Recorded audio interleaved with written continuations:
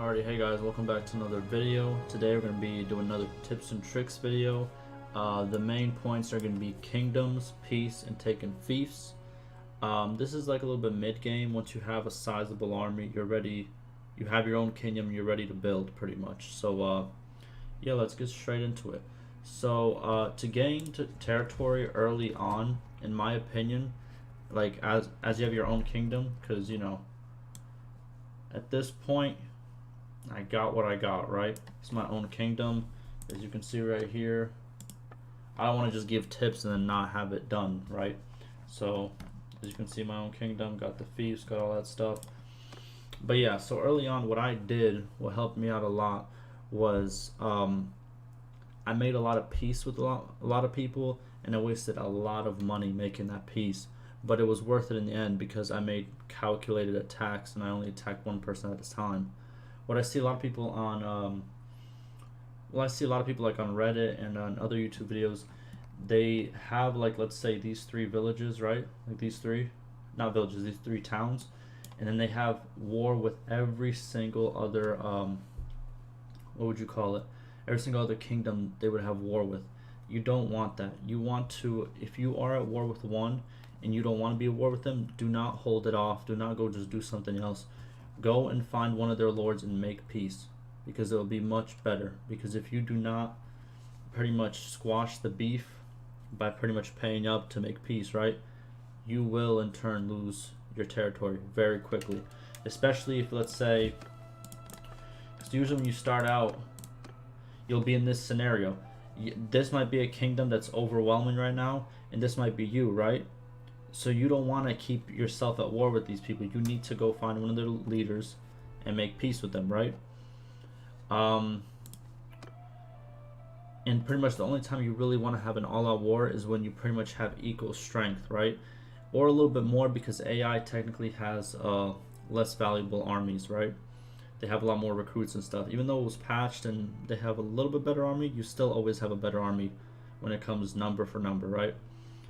And one more thing, keep in mind that this number right here, the total strength, it has to do with how much, let me show you, how much clans and how much, like, how do I do this? This, like the army sizes of the lords, right, that are just riding around, plus garrisons in towns and castles, like how much, as you can see, defenders and garrisons and castles, that's what equals a strength of a kingdom. So, you know, it might be a crazy strength, but most of their army might actually be just militia and towns and stuff. So do not get, like, overwhelmed by that number.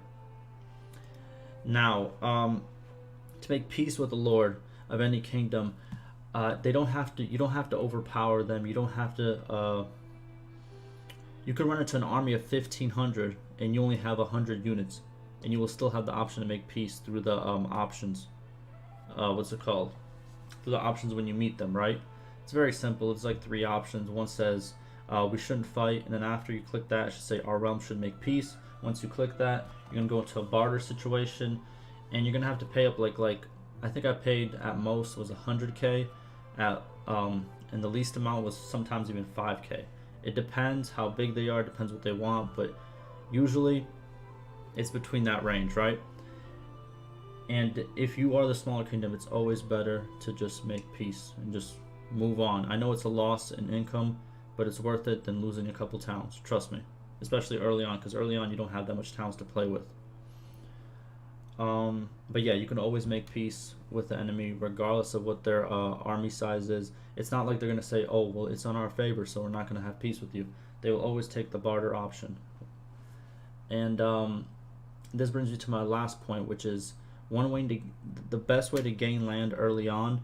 I know people say is execute all the lords, but it's not worth it in my opinion.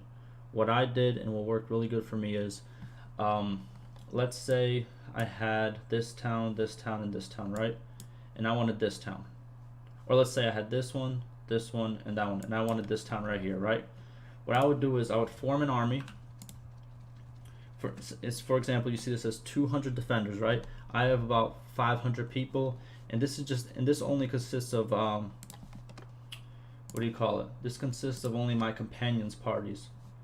So if you go to my clan, these are my companion parties. So like pretty much this is how you're gonna start out. You're not gonna have any clans yet. You're just gonna have your companions. So you have your companions. You guys got into an army, right? And you want to attack this. You want to take it real quick, but you want to keep it, which is hard to keep, right? What you would do is you wait out here. An enemy lord that owns this is gonna come out. What you do is attack him, win that battle, then right away go into a siege in this castle, right?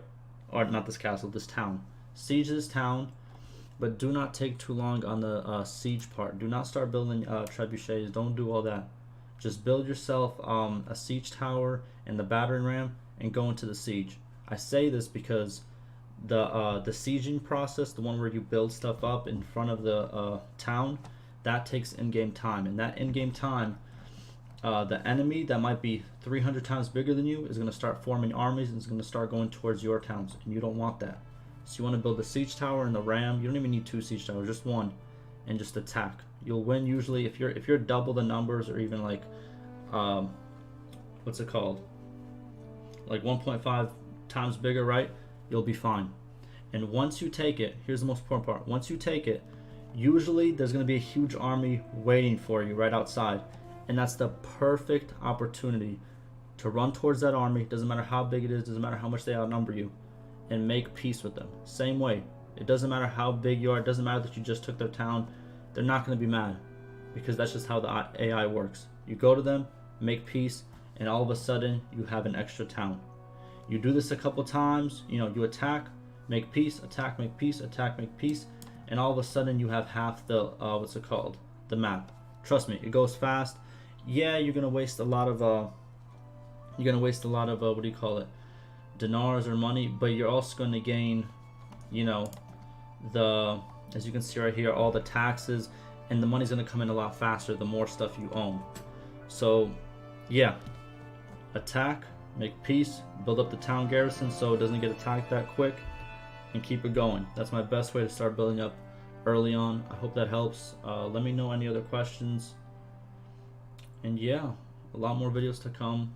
I enjoy this. I'm going to have the full script, by the way, of everything I just said in the description. I'm going to try to start doing that for new videos, so you guys can go read if you guys don't understand, or if you guys are a different language, you guys can translate and so forth.